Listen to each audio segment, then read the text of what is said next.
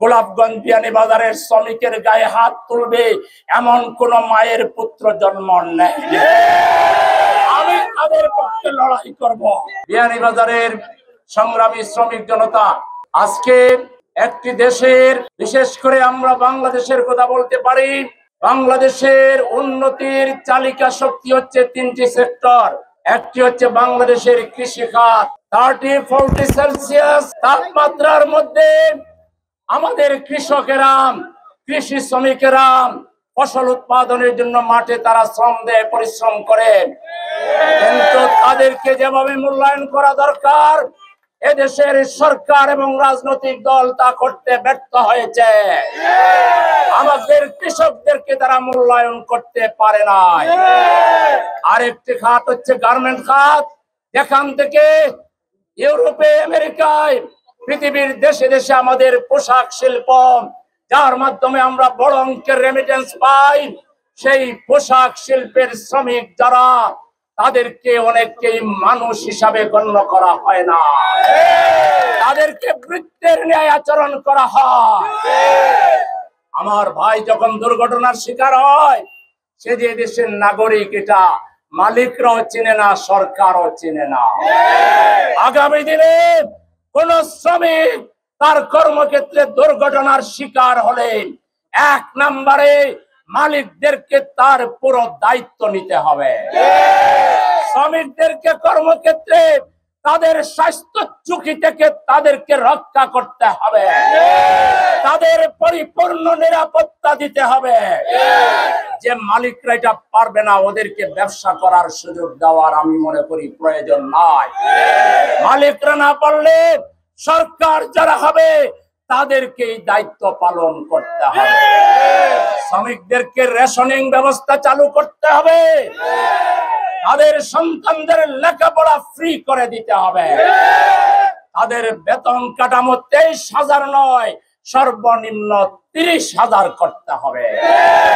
মাননীয় প্রধান উপদেষ্টা মহোদয়, আপনি আন্তর্জাতিক খ্যাতি সম্পন্ন একজন মানুষ, কিছু করতে পারেন আর না পারেন আমার শ্রমিক ভাই বোনদের জন্য, তাদের ছেলে মেয়েদের জন্য ভালো কিছু করে যান।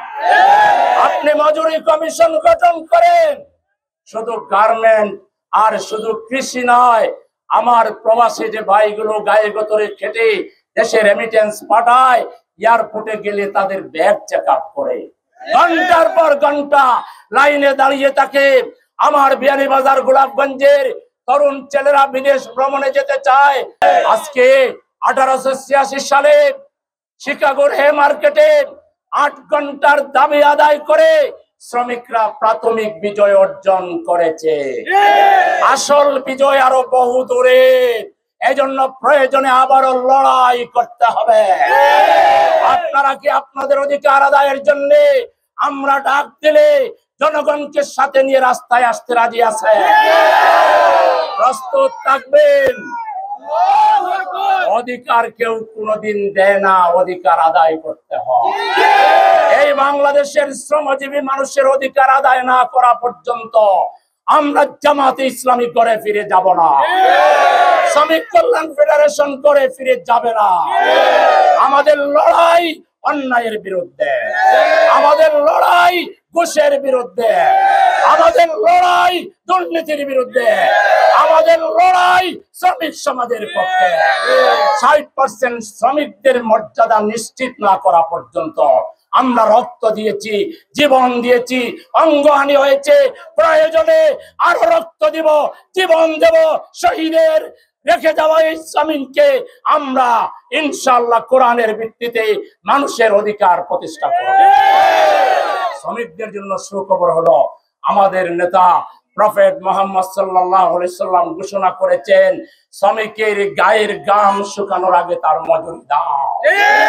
এটা সবচেয়ে বড় সনদ শ্রমিকের অধিকারের পক্ষে।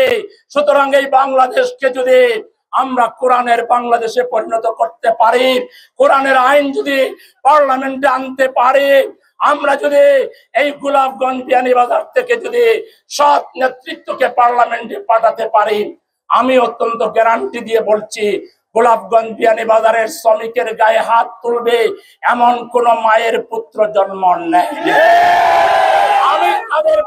লড়াই করব, আমি তাদের পক্ষে থাকবো, আমি পার্লামেন্টে লড়াই করব যদি আপনারা এখানে সঠিক নেতা নির্বাচন করে পার্লামেন্টে পাঠাতে পারেন।